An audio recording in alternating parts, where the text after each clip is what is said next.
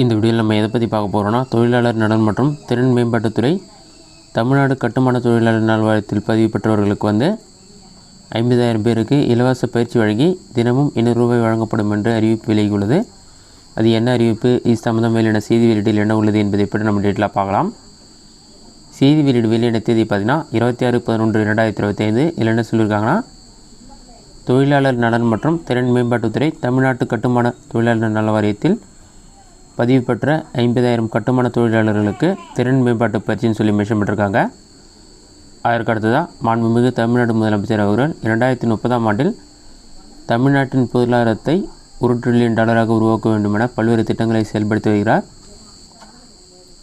பொருளாதார வளர்ச்சியில் மனித வளத்தின் திறன் மேம்பாடு மிகவும் அவசியம் என்பதால் மாண்புமிகு தமிழ்நாடு முதலமைச்சர் அவர்கள் தமிழ்நாடு கட்டுமான தொழிலாளர்கள் நலவாரியத்தில் பதிவு பெற்ற தொழிலாளர்களுக்கு கட்டுமானம், கம்பி வளைப்பு, தச்சு, மின் பணியாளர், பிளம்பர், வெல்டர், பிளாக் ஸ்மித், வர்ணம் பூசுதல், ஏசி மெக்கானிக், கண்ணாடி அமைத்தல், சலவைக்கல் ஒட்டுதல் உள்ளிட்ட தொழிலினங்களில் ரூபாய் 45.21 கோடி செலவில் திறன் மேம்பாட்டு பயிற்சி வழங்கிட ஆணையிட்டுள்ளார்கள். அதனை செயல்படுத்தும் விதமாக கட்டுமான தொழிலாளர்களுக்கான 7 நாட்கள் திறன் மேம்பாட்டு பயிற்சி கிண்டி அரசு தொழிற்பயிற்சி நிலையத்தில் உள்ள பயிற்சி மையத்தில் 22/9/2025 அன்று மாண்புமிகு தொழிலாளர் நலன் மற்றும் திறன் மேம்பாட்டுத்துறை அமைச்சர் திரு CV கணேசன் அவர்களால் துவங்கி வைக்கப்பட்டது. இந்த திட்டத்தின் கீழ் 50,000 தொழிலாளர்கள் பயன்பெற ஏதுவாக தெரிவு செய்யப்பட்ட தொழிற்பயிற்சி நிலையங்களில் முன்னணி பயிற்சி நிறுவனங்கள் மூலம் பயிற்சி வழங்கப்படுகிறது. ஒவ்வொரு தொழிலாளர்களுக்கும் நாளொன்றுக்கு ரூபாய்